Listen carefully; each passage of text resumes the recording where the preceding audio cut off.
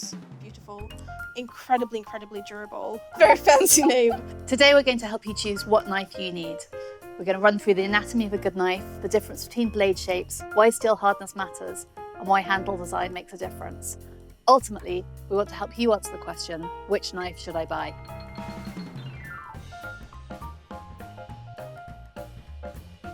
Hi, I'm Nicola. I'm the founder of Sous Chef, and I'm here with Christine today, who's our cookware expert and specialist.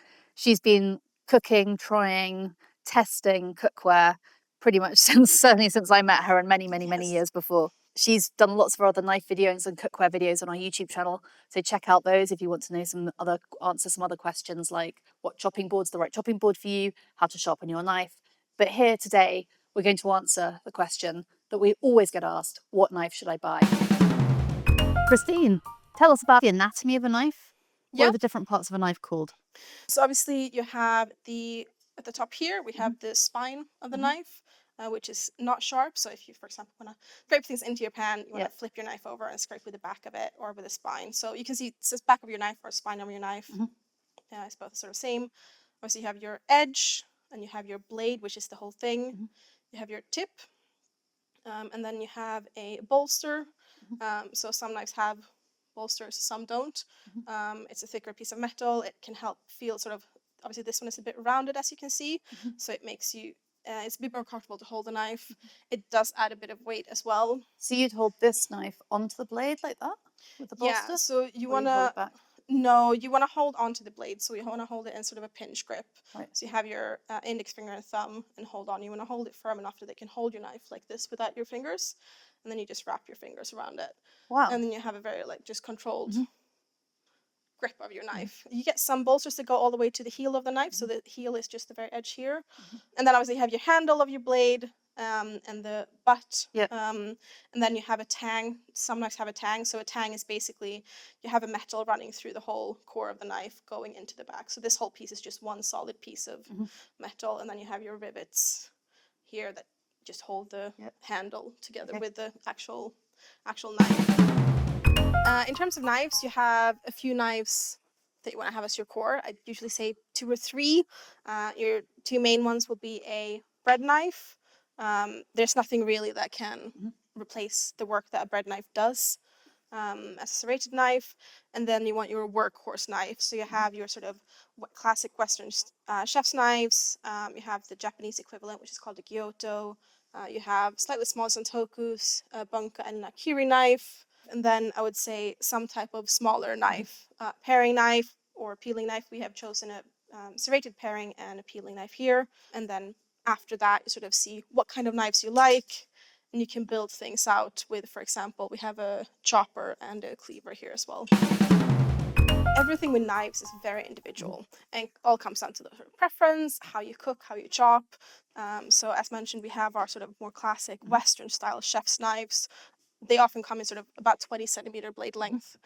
They come a bit smaller and a bit bigger as well, but in general, that's the size. They have quite a wide blade as well, and they have a more curved edge. So they work really well doing a sort of rocking kind of motion and rock chopping.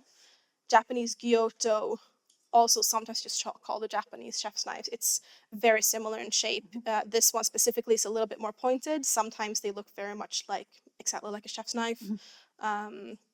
They tend to sometimes be a little bit lighter. Again, this one has a very wide blade. You get some that have a slightly more narrow blade, but again, very similar in shape and size. And that makes sense actually, because I grew up and I learned how to cook using a Western knife, exactly this type of German knife.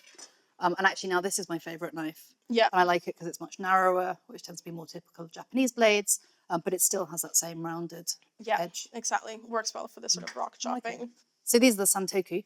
Yeah. So we have santoku knives, which is the sort of Japanese equivalent of a chef's knife. And these are more commonly used probably in a Japanese kitchen than a chef's knife. It has more of a rounded top. The blades tend to be a bit shorter. And they have more of a straight edge rather than a sort of rounded or curved edge. So in Japanese cooking, it's more common to do sort of up and down chopping motion like this rather than the rocking motion. So this blade really lends very well for that. Another Japanese style knife is the bunka, so you can see it's almost like a mix between the chef's and satoku. So you have still quite a straight edge. It has quite a pointed tip. I quite like that. It's perfect for sort of scoring if you do pork belly, for example, or just anything you need to like might pierce or score or have more slightly more detailed work. And because it's slightly shorter, you've got a lot more control than with one of those long knives. Exactly. They also tend to be a little bit smaller than a chef's knife, so more sort of around 18 centimeter. And finally, we have nakiri, which, depending on how you cook and how you chop, might be as a replacement or your main sort of workhorse knife, or it might be in addition to. So as I said, personally, I quite like having that sort of pointed tip. I have some tokas at home and I really love them, but I tend to reach more for any knives that have that sort of pointed tip. So I would have this in addition to, but these are traditionally very used for chopping vegetables. As you can see, very straight blade, so up and down chopping motion works very well. What's this for? So this is just a hammered pattern on the blade, mostly decorative because it is quite high up, but it does help when you chop because it creates sort of little air pockets. So when you chop, food doesn't get stuck to the blade quite as much. You sometimes see little sort of scalloped edges as well, which is little grooves that tend to be further down.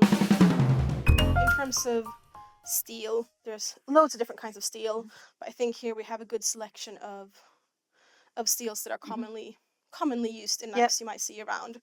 So we have our Western knives are all actually use the same kind of steel, but then depending on how the knife is made, it can also add sort of strength into that and quality. So it's quite a long name. So it's either known by a 1.4116, it's a German steel alloy, or it's an X50 CR MOV 15. Very very fancy name, but that's a sort of very commonly used in Western style It's called German steel. It's a high quality steel. Yeah, it's a high quality German steel. All of these knives are made like that. So you have the and is that a stainless steel? It's a steel alloy. Okay. So all of them have other things added in to avoid corrosion, to help edge retention and things like that. So with hardness of steel is basically the harder the steel, the knife will hold its edge for longer. The softer the steel, the more often you need to sharpen it. Generally, the lower end of things that you see for hardness is usually around 50 to 52 on the Rockwell scale, which is what's used, or as a short, it's shortened HRC. So we have these ones are around 56 and 58 on these ones.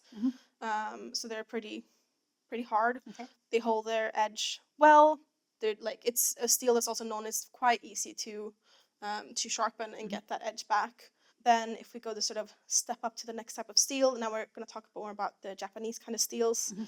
So this one, for example, is made from an AUS-10 steel. I love this knife. It's a gorgeous knife. Yep. So it is a Japanese steel.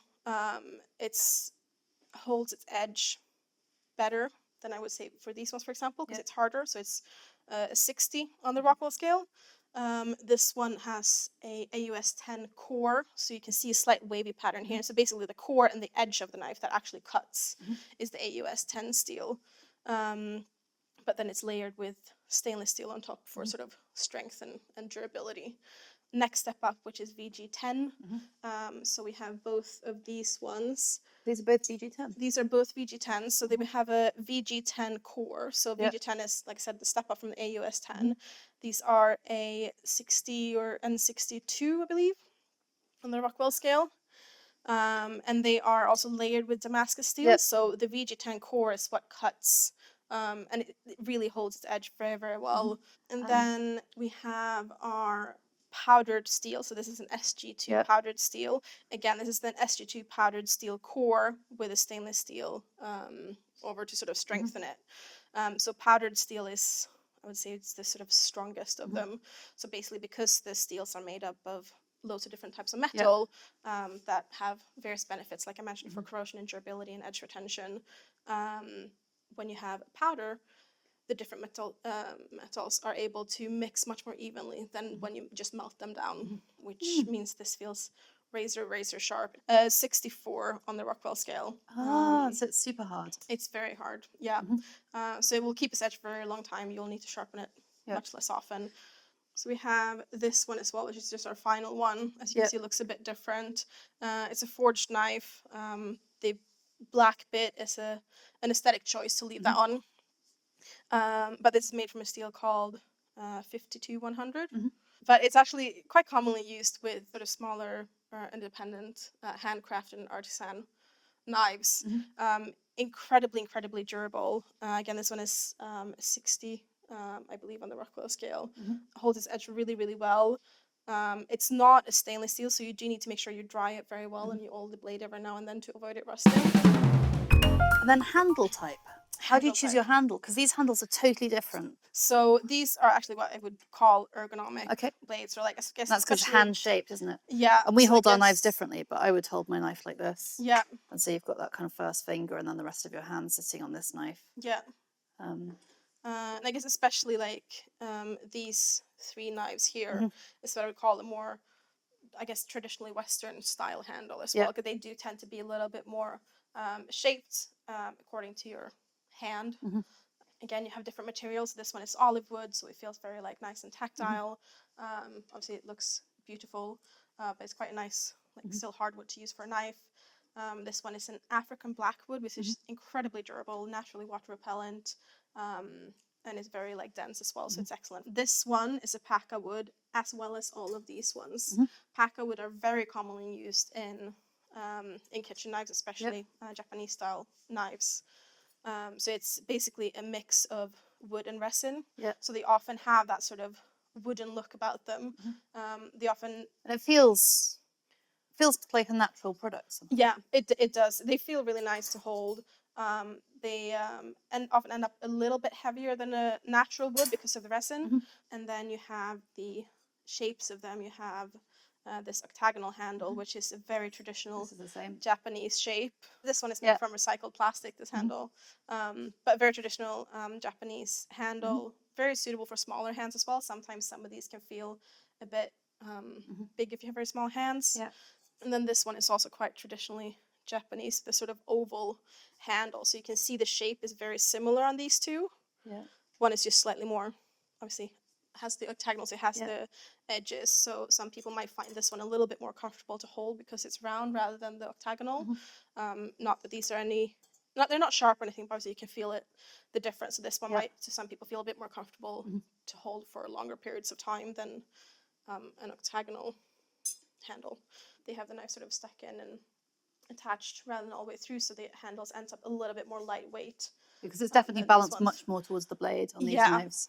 Whereas on this one, you could almost kind of rest it on your finger and it's kind of, it tilts towards the handle on that one. So if you're balancing, this one's tipping forward, this is kind of tipping backwards much more. So it depends what you prefer, really. So I quickly wrote down a set of questions that we're always asked in our community about knives.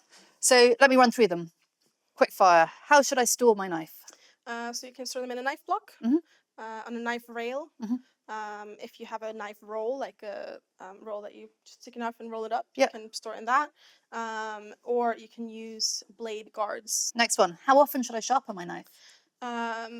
It's sort of how long is a piece of string, right? But it depends so much on how often you use your knife and how you use it. But my general rule of thumb is when you can no longer comfortably cut through with the skin of a tomato, that's usually when I sharpen it. Can I put my knife in the dishwasher? Never. Please don't. I would say never put any sort of bladed or sharp items in the dishwasher. It will One is safety, right? Yeah, safety. You put your hand in to take the things out of the dishwasher, it'll dull not them good. faster. A lot of handles are not dishwasher safe.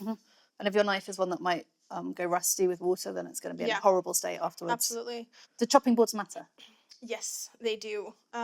In general, I just say I love a wooden chopping board, and it's the best option. Please never use any sort of glass or marble chopping boards. They are It kills me when I see people on TV using glass chopping boards. Only. And obviously you have sort of plastic boards. Not my preference, but I understand the ease of them. What's the best knife to buy?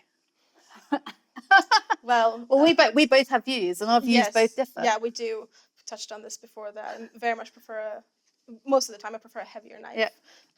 So I would probably reach for something more like this that has a full tang or has more weight in the handle. That is a beautiful knife. Yeah, it's a very beautiful knife. But yeah, I prefer.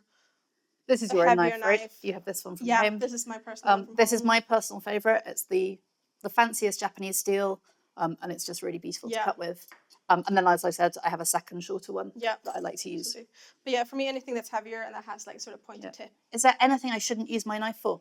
Unless it specifically says it's for frozen food or bones, for example, don't use your knife for frozen food and bones. We've just brought one, and this is so heavy. This is a cleaver. Yeah. Which means it is for bone, but just don't touch bones with these knives. It will like chip and damage your blades. Yeah. Thanks so much, Christine. So to give you a quick recap of what we've talked about, how you choose your knife, we've run through the different shapes of knives, bread knife, your workhorse knife, and that's really been the focus, and a couple of the smaller knives, and possibly also the cleaver for chopping through bone. And in terms of our workhorse knife, there are a few things we ran through. So we ran through the different kinds of steels that you look at, the different kinds of blade shapes. Yeah. Obviously, we have a few, and also both the material and the shapes of the handles. So I hope that's given you a great overview to help you choose what knife should I buy. And if you want to watch any other of our YouTube videos, we've got more on how to sharpen your knife, how to choose your chopping board, what cookware should I choose over on our YouTube channel, Sous Chef UK. I hope you've enjoyed watching. Thank you so much, and enjoy using your knife next time.